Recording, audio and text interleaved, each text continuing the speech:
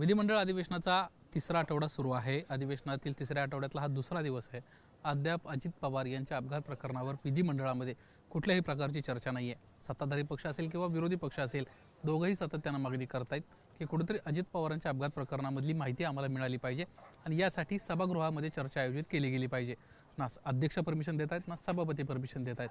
याच विषया संदर्भात बोलण्यासाठी आमदार अमोल मिटकरी आपल्यासोबत आहेत, कारण त्यांनाच वारंवार या संदर्भात प्रयत्न केला आहे. विधिमंडळामध्ये दोन्ही सभागृहांमध्ये कुठेही अजित पवारांच्या अपघात प्रकरणामध्ये चर्चाच होत नाही आहे. अत्यंत खंत आणि निराशा वाटते या गोष्टीची की आता तिसरा आठवडा आला आहे. आम्हाला अपेक्षा होती की दुसऱ्या दिवशीच ही चर्चा म्हणजे शोकप्रस्ताव झाल्यानंतर लगेच दुसऱ्या दिवशी ही चर्चा घडून आणणं खूप महत्त्वाचं होतं.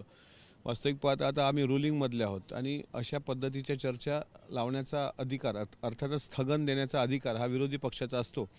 त्याकरता माझ्या वरच्या सभागृहामध्ये शशिकांत शिंदे साहेबांनी मागच्या आठवड्यात तो स्थगन मांडण्यासाठी विनंती पण केली होती आणि माननीय राम शिंदे साहेबांनी सांगितलं का 93 अंतर्गत ही चर्चा होऊ शकत नाही, ते अल्पकालीन चर्चा करावी लागेल. आणि मागच्या आठवड्यात बुधवारी ही अल्पकालीन चर्चा येणार होती.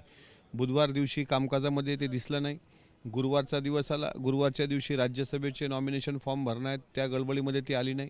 शुक्रवारच्या दिवशी राज्याचा अर्थसंकल्प मांडला गेला, त्यामध्ये पण ती नव्हती. पण त्या दरम्यान रात्री 12:30 वाजता एक कामकाजाचा दिनक्रम, त्यामध्ये शुक्रवारच्या तारखेमध्ये ती चर्चा अपलोड झाली होती आणि नंतर ती हटवण्यात आली. मी सचिवांना विचारलं तर ते म्हणाले गडबड आहे, सोमवारच्या दिवशी कन्फर्म येणार.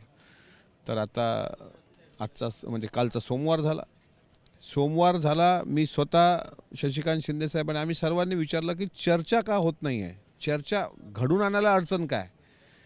तर आज ती चर्चा होईल असं काल सांगितलं गेलं. म्हणजे काल ही ज्यावेळेस बाब आम्ही सभापती महोदयांच्या लक्षात आणून दिली, त्यावेळेस माननीय मंत्री गिरीश महाजन साहेब यांनी स्वतः सभागृहाला सांगितलं की माननीय मुख्यमंत्र्यांशी चर्चा करून आज ही चर्चा घडून आणू.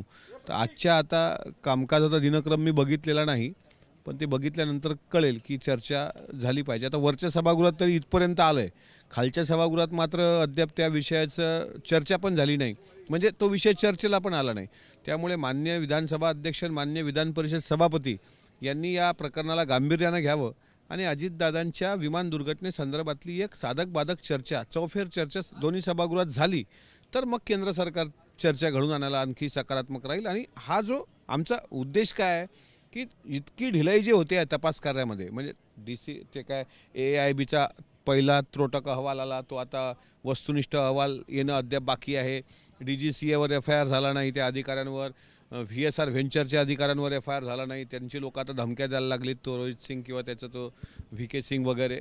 त्यामुळे ही चर्चा सभागृहात होणं महत्त्वाचं आहे. आज ती चर्चा होईल अशी अपेक्षा आहे, कारण माननीय मुख्यमंत्र्यांनी आदेश दिल्यानंतरच ती चर्चा पुढे जाईल असं गिरीश महाजन यांनी सांगितलं. काही चर्चा होत नाही आहे, तुम्हाला काय वाटतंय, काय कारण असावं? तुम्ही म्हणला त्याप्रमाणे चर्चेचा आला प्रस्ताव, तो अचानक गायब देखील झाला. पुरावे आहेत का मुळात या संदर्भात?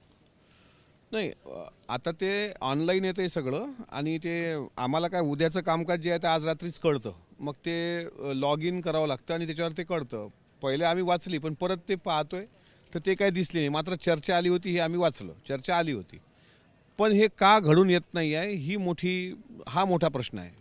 माननीय मुख्यमंत्र्यांनी अजितदादांच्या या विमान दुर्घटनेसंदर्भात अत्यंत गांभीर्यानं ती गोष्ट घेतलेली आहे, याबद्दल दुमत असण्याचं कारण नाही. शिंदे साहेबांनी पण त्यांना गांभीर्यानं घेतलेलं आहे. माननीय सभापती असतील, माननीय अध्यक्ष असतील, त्याबद्दल दुमत नाही. मग ही होत का नाही याबद्दल मात्र दुमत आहे. ह्याबद्दल दुमत नाही, पण हे झालं पाहिजे ना. कारण जितकं नुकसान राष्ट्रवादी काँग्रेस पक्षाचं झालं आहे, जितकं नुकसान आमचं झालं आम्ही असं म्हणतोय, त्याहीपेक्षा जास्त नुकसान हे महायुतीचं अधिक झालं असेल. आम्हाला जितकं दुःख आहे त्याहीपेक्षा अधिक दुःख हे माननीय मुख्यमंत्र्यांना झालं असेल, माननीय एकनाथ शिंदे साहेब उपमुख्यमंत्री यांना झालं. याबद्दल काही दुमत नाही. पण मला असं वाटतं की ठीक आहे, 2 आठवडे आटोपले, पण या फेजमध्ये तरी ती चर्चा आजच्या दिवसात तरी असली पाहिजे असं आम्हाला वाटतं. मुख्यमंत्री देवेंद्र फडणवीस यांच्या भेटीची वेळ तुम्ही मागत होता, ती भेट का तुम्हाला मिळत नाही? गेले 3-4 दिवस झालं तुमचे आमदार प्रयत्न करतायत. जी बैठक झाली होती सुनेत्रा पवारांच्या सोबत, त्या स्वतः मुख्यमंत्र्यांना विनंती करणार होते, ते विनंती केली आहे का त्यांना, आणि तुम्हाला वेळ कधी देण्यात आली आहे? मला स्वतंत्र वेळ मागच्या म्हणजे अधिवेशन सुरू होण्याच्या पूर्वी एक दिली होती. मी उच्चस्तरीय चौकशीचं पत्र पण त्यांना दिलं, फक्त पत्राचं उत्तर अद्याप आलं नाही. मध्यंतरीच्या काळात काही आमदार देवगिरी बंगल्यावर आदरणीय सुनेत्रा वहिनी साहेबांना भेटले. त्याच्यानंतर पुढं काय झालं म्हणजे त्यांनी भेटीची वेळ मागितली होती का त्याबद्दल मी अनभिज्ञ आहे. आणि जे आमदार देवगिरीवर होते त्यांनाच ते माहीत असेल.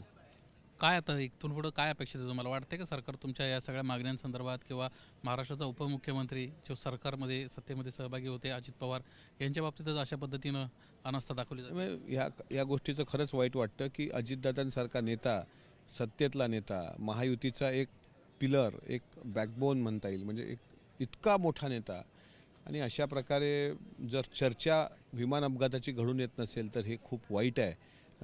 शेवटी आम्ही लहान माणसं पडतो, पण जनरेटा, जनभावना ह्या सगळ्या गोष्टी लक्षात घेतल्या पाहिजे.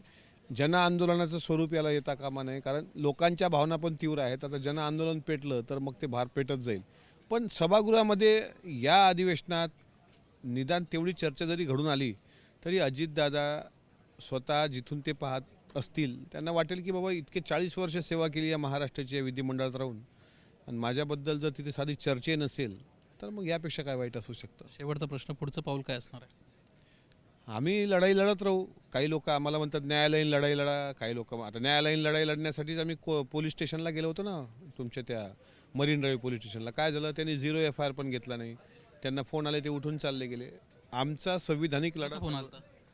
हे त्या वरिष्ठ अधिकाऱ्यालाच माहीत आहे. वरिष्ठ अधिकाऱ्याला 2 फोन वाजले, तो कोणाचा फोन होता हे वरिष्ठ अधिकारी सांगू शकतील. पण आमचा लढा हा आमच्या पद्धतीनं सुरू आहे. आज मी पिंकी माळीच्या आईवडिलांना भेटलो, त्यांना आलेले फोन कॉल्स मी बघितले. त्यांना पोलीस प्रोटेक्शनची आवश्यकता आहे.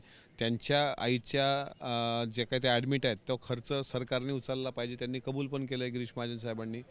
पण असं आहे की आता हा जनतेतून लढा उभा करण्याची वेळ आलेली आहे असं मला वाटतं. कारण दादाच्या विमानाचा अपघात झालेला नाही, दादाचा घातपातच झालेला आहे. आणि हे प्रकरण जितकं तुम्हाला वरवर सोपं दिसतंय तितकं हे वरवर सोपं नाही. याच्या मागं भयंकर मोठं काळं रहस्य दडलेलं आहे, यावर माझा ठाम विश्वास आहे. धन्यवाद आमच्याशी बातचीत केल्याबद्दल. एकंदरीतच महाराष्ट्रातल्या विधिमंडळातल्या आमदारांची ही परिस्थिती आहे. महाराष्ट्राचे उपमुख्यमंत्र्याचं निधन झाले, त्याच्या अपघाताचं नेमकं काय कारण आहे, कशामुळे तो अपघात झाला होता, किंवा या संपूर्ण प्रकरणामध्ये नेमकं काय सत्य आहे हे सांगायला विधिमंडळातील सदस्यांना सातत्यानं विनवणी करावी लागते. मात्र त्यांची देखील मागणी पूर्ण होत नसल्याचं समोर येत आहे. त्यामुळे आगामी काळात या संपूर्ण विषयामध्ये जनआंदोलन उभारल्याशिवाय राहणार नाही, अशा पद्धतीचं सध्या तरी चित्र पाहायला मिळतंय.